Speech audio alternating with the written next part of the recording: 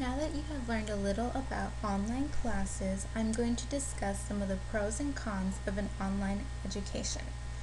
First, what are some advantages of online classes? The greatest advantage of taking online classes is the fact that you can go to class whenever is best for you. You don't have to waste time figuring out your schedule, spend time getting ready, or driving to class. And you don't have to be forced to skip class if something else comes up.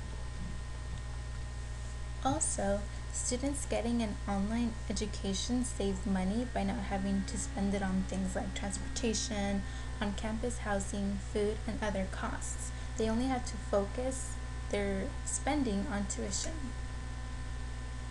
With the great number of online schools, students no longer have to go through the hassle of finding affordable schools in the area that have specific programs and degrees available. They're all available online.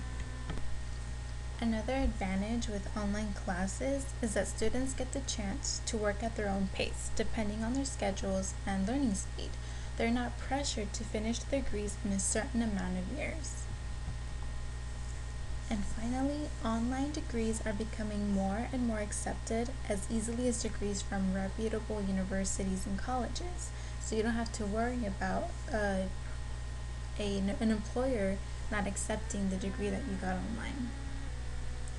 Now, what are some disadvantages of online classes?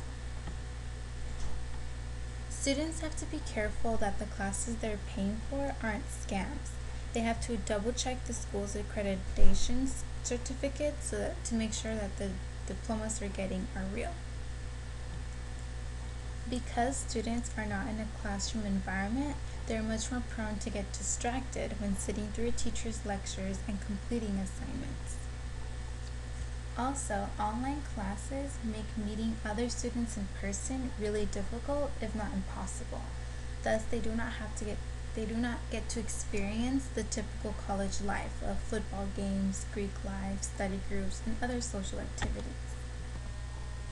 Because all the work is being done through new technology software and the internet, there will always be glitches that will slow down students' work.